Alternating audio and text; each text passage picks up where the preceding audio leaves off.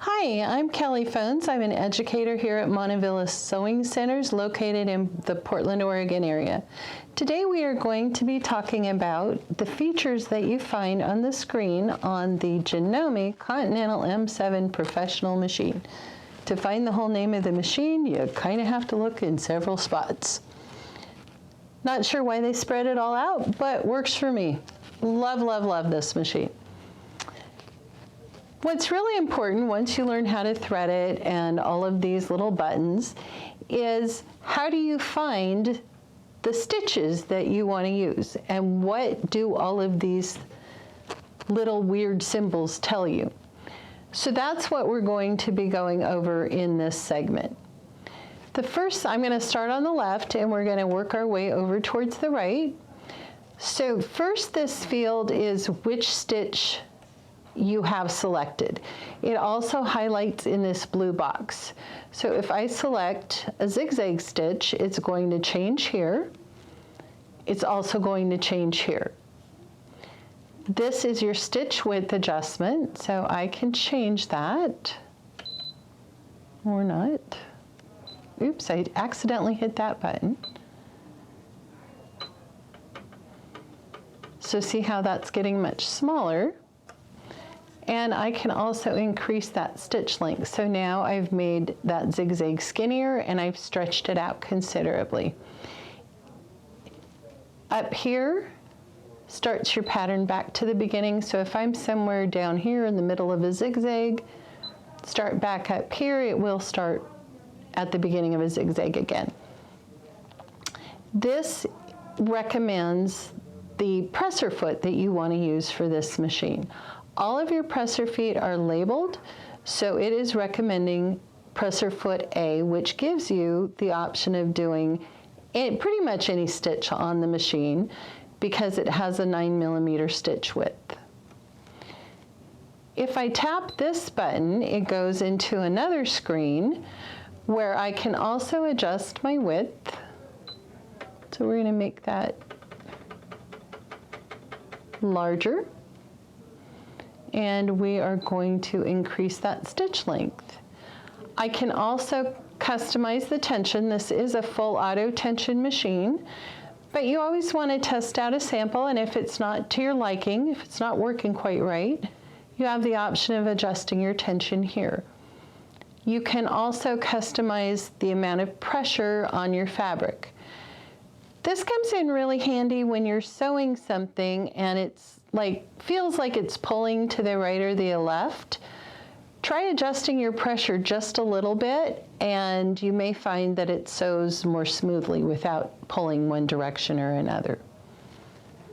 You're done with that screen, you can close that. This is your pivot button. And what this does as you sew along, say you get to a corner and you stop right here. What that will do is it's just like the picture shows, it drops your needle in the fabric and it raises your presser foot just a smidge, allowing you to reposition your fabric. So if you're going around a corner or you're doing something with curves, free motion quilting, it's an excellent option for you. This button, you're going to tell it if you're going to use a twin needle. If you opt to do a twin needle, the machine will gray out any stitches that it can't do using that twin needle. You actually have quite a lot of options. And I enjoy using them for decorative stitching. A double row of top stitching is always a good thing. This one can be really fun, especially with two different colors in your machine. So we're going to turn that off. We want to go back to our utility stitches. This button drops your feed dogs. And then it brings them back up. If you were on a straight stitch and you drop your feed dogs, you'll notice that your foot changes. So it's now recommending that you use one of the free motion feet that came with the machine. put it back to regular sewing, you just raise your feed dogs. This one, these machines have Janome's walking foot system. So a walking foot gives you feed dogs on top of your fabric and below your fabric. You toggle it off and on here. We're not going to talk about this right now. In an upcoming segment, we will be covering that in depth. This page is great because you can see all of the stitches in any of your categories. So this is the utility category, that's the default. Now you can see all of your buttonholes. And you can just scroll through. If you find something that you like, you can just tap on it and it will bring it right into the screen. So you don't have to find it in here and then remember where to find it in your categories. Another way to access all of the stitches on your machine is to tap this one, and it gives you every single category in the machine. So if you want to do some pictographs, you would go to this section, and you would just pick what you want to do.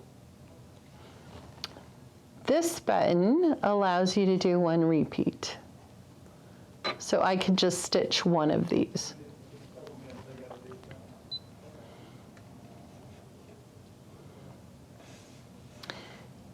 Now we're going to move on to this middle row of buttons. These are your utility stitches, your buttonhole stitches, all of your categories. This is where you find your alphanumerics. Now, not only are there a number of different alphabets to choose from, there are also symbols that you can add into those. These are your tapering stitches. What this allows you to do is, let's see, where's a good one to taper? It allows you to have different angles at the beginning and at the end of your seam. So if you are turning corners, this one you can see a little better. So you can have mitered corners, or you can have, where to go? This one has pointy ends. So this is very much for decorative purposes. So as you can see, you would start with a point here and end with a point here, and you can add as many repetitions as you like in the middle. So that, and this adds a fixed stitch to the beginning and the end of that. So I encourage you guys to play with this. It's not something I use that often, but when I do, I sure appreciate having that on the machine. This is one of my favorite categories. It is exclusive to this machine. And what it lets you do is it lets you make kind of a hand-stitched look. So every pattern that repeats is going to look slightly different. No two are going to be exactly alike. And if I want a preview of exactly how that's going to look, I can just hit the magnifying glass. And that will just keep stitching as long as I want it to. Again, here's my pivot button. I can tell it how many repetitions I want. So I'm still kind of getting used to the idea. Part of it is I also have an embroidery machine. But this is great for crazy quilts or appliques, anything that you want to give it a less than perfect look. This is your technique section. And this is where you would find all of your stitches grouped into techniques for specialized applications. You have specialty feet sewing techniques. You have a whole bunch of quilting options, piecing as well. Everything you need to make a quilt.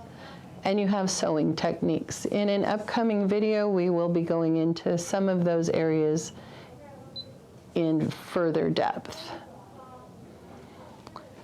This is your home button. So if you tap your home button, it goes straight back. to your default stitch, which is utility stitch 1. And here is a shortcut to finding a stitch on the machine. I usually use quilting stitch 2. I use that frequently for piecing. It shows you a picture of what stitch you've selected, and then you just hit OK. So there are a multitude of different ways to find your stitches, and lots of options on this machine. If you need further help with any kind of basic operations, you can just tap your question mark button and you will be good to go. So that covers the basics of this screen and shows you how to navigate around in the machine and even get a little more help with it.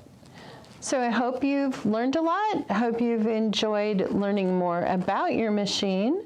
And keep watching for future segments on the AccuFeed, the quilt block features, numerous other specialized options on the machine. Thanks for watching.